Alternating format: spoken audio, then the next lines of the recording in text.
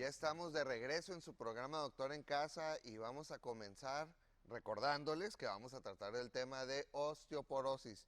El día de hoy vamos a tener a varios especialistas y vamos a comenzar primero con los doctores Héctor Gallego de Geriatría y el doctor Don Diego Güereña, el de Laboratorios LSG. Muchas gracias por estar aquí nuevamente con nosotros. Muy amable, gracias. Y osteoporosis, pues obviamente yo creo que nadie ha dejado de escuchar esa palabra de osteoporosis, ¿no, doctor? Y sabemos que usualmente afecta a gente de edad avanzada. Así es. Pero ¿qué significa osteoporosis? ¿A qué hace, qué es lo que señala esta enfermedad? Claro que sí, buenos días, gracias por la invitación y sin duda un gusto enorme estar acá y compartir este tema con varios especialistas. Sin duda hay que empezar por definir la osteoporosis. La osteoporosis es una enfermedad que afecta a todos los huesos. Primero hay que entender que los huesos del cuerpo tienen una función. Una es de proteger, por ejemplo, los órganos vitales, como lo es el corazón, los huesos del tórax, las costillas y demás. Otros, como los huesos del cráneo, que nos ayudan a proteger el cerebro, la masa encefálica. Y definitivamente que en este sentido de la funcionalidad tiene que ver con los huesos largos, la importancia que junto con el tejido muscular nos ayudan a la movilidad. Dicho esto, definiremos entonces la osteoporosis. La osteoporosis es una enfermedad que, como lo dice el nombre, el hueso está poroso. Imaginémonos, el hueso tiene dos capas, dos estructuras principales, lo que es la cortical, es decir, la capa externa, y una capa interna que es un hueso que se llama hueso esponjoso. El hueso esponjoso, para que nos lo imaginemos en casa, es como una esponja. Sí. Esa esponja tiene ciertos poros, es decir, tiene ciertos hoyitos, que es algo normal.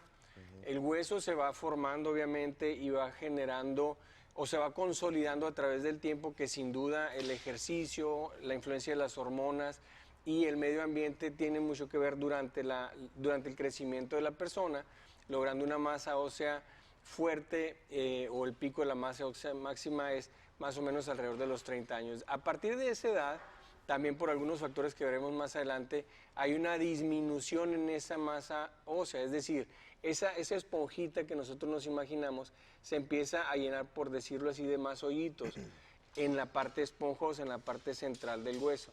¿Qué provoca eso? Bueno, provoca una debilidad del hueso, provoca un mayor riesgo de que ese hueso se fracture. Y generalmente, como les mencionaba, áreas importantes para el movimiento, áreas importantes para mantener el peso del cuerpo, como lo son la cadera, las vértebras, son las áreas que con mayor frecuencia se fracturan. Entonces la osteoporosis es eso, es el desgaste del hueso, la mayoría de las veces a nivel central, que se empieza a presentar en mayores de 40 años. Lo que nos toca ver a nosotros en el área de geriatría, evidentemente, es pacientes arriba de 60 años, que por definición esos pacientes tienen un factor de riesgo mayor. Un paciente que tenga mayor de 65 años, específicamente hablando, es un factor de riesgo mayor para osteoporosis. Entonces, hay que definirlo, ya lo hacemos. Entonces, ¿qué es lo que pasa en la población en general? Que no nos hacemos los estudios, como lo vamos a ver más adelante, el estándar de oro. ¿Por qué? Porque pensamos que la osteoporosis tiene que ser un padecimiento que duele. La gente confunde con mucha frecuencia la enfermedad articular degenerativa con osteoporosis. Creen que el dolor es por osteoporosis, pero desafortunadamente no es así. Desafortunadamente, o a veces pueden creer que no tienen osteoporosis. Definitivamente, eso es lo más grave. ¿Por qué? Porque nos damos cuenta que tiene osteoporosis cuando el paciente ya presenta una fractura de cadera, fractura de alguna vértebra o bien fractura de la muñeca. Fíjate, esas imágenes que están pasando aquí, que nos consiguió el Canal 66, están extremadamente ilustrativas. No sé si las esté entendiendo el público. Está muy a sincronía de lo que está comentando el doctor Gallegos, de cómo esas trabéculas o ese hueso esponjoso se vuelve, ahí está la comparativa, menos denso, más poroso, parece que tuviera los hoyos más grandes, ¿verdad? Así es, ahí en la y imagen pierde la fuerza. Como bien mencionas, en el lado izquierdo de la imagen se observa el hueso normal y en el lado derecho el hueso ya osteoporótico, es decir, el hueso, vamos a ponerlo así, el hueso se hace más débil. Y les repito, por eso es más fácil o tiene mayor riesgo la persona de presentar una fractura de ese tipo. Generalmente, como les menciono, son las fracturas de cadera, las fracturas de los cuerpos vertebrales y las fracturas a nivel de la mano o fractura de coles. Y hablando de los estudios, aquí que está don Diego, nos puede comentar, no sé, en su laboratorio, ¿hay algo específico o es muy inespecífico el encontrar osteoporosis? En el tema de osteoporosis, ciertamente no hay una prueba. Las pruebas de diagnóstico de osteoporosis generalmente ya están más adecuadas a densitometrías, densitometrías, hacia la parte de imagenología. El laboratorio clínico te va a dar algún tipo de evidencia que los factores de riesgo están elevados. Sin embargo, no hay algo que te pueda dar específicamente, ¿sabes qué? Aquí ya hay un problema.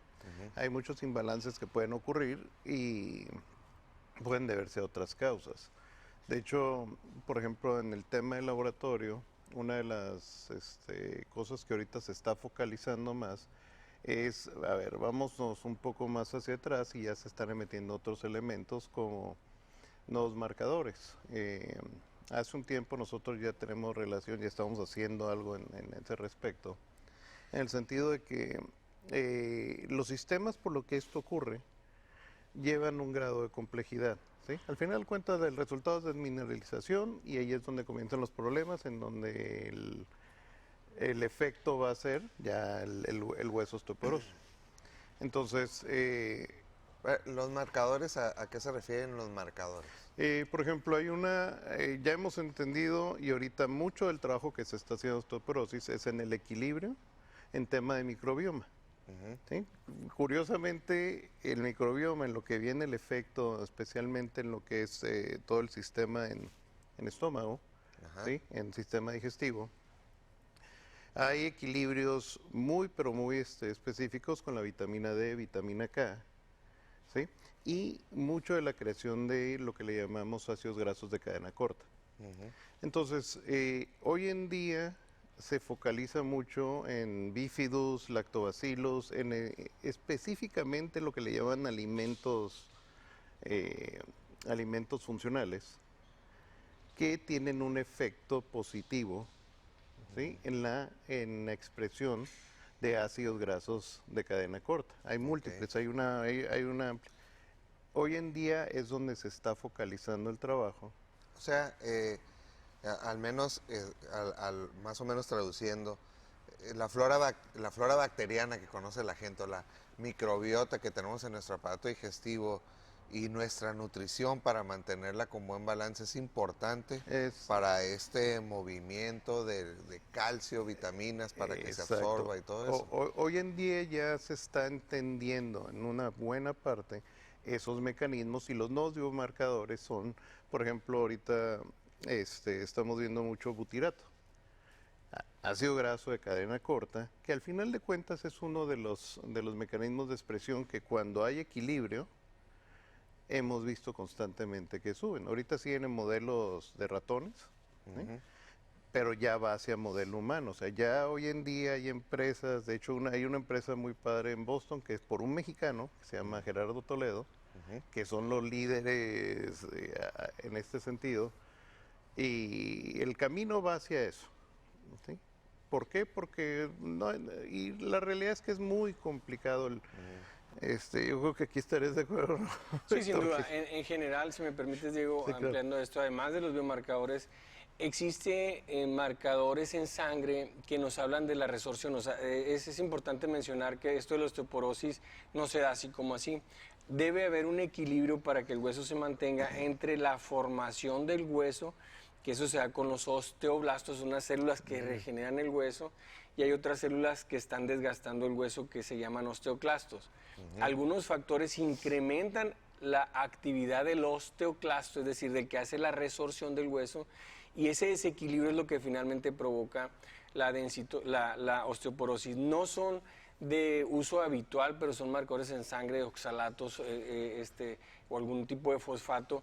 Esto se hace más cuando estamos pensando en que son otro tipo de osteoporosis. Hay que hacer énfasis en que la osteoporosis se divide en dos. Osteoporosis primaria, que es la que habitualmente vemos nosotros, y es la que está relacionada con la edad, y la osteoporosis secundaria, que habitualmente se presenta en personas más jóvenes, en personas que están utilizando algún tipo de medicamento como algunos anticonvulsivos, por ejemplo, el uso crónico de esteroides, y crónico me refiero a más de 3 meses, que son factores menores. Entonces, cuando nosotros tenemos alguna duda del origen de la osteoporosis, solicitamos algunos exámenes en sangre. Generalmente eso lo piden más los reumatólogos y tal vez incluso los endocrinólogos. Entonces, el estudio diagnóstico, por definición, el estándar de oro es la densitometría ósea. La densitometría ósea es un estudio en el cual se llama DEXA, es un tipo de rayos X que no emite tanta radiación. Ahorita si quieres, de este corte comercial, vamos a la densitometría Por porque supuesto. estoy seguro que está bien amplia Exacto. y es bien importante, es un estudio muy importante Que quede para la claro. osteoporosis. Así que esperamos sus dudas, llamen a nuestros teléfonos aquí en el estudio. No, ahorita Beba, si se dan cuenta, ahorita no está con nosotros, ella es la que maneja el WhatsApp, así que el WhatsApp va a ser un poquito complicado, pero pueden llamar al 686-554-4466 o al 686-554-7766. Regresamos después de este corte comercial.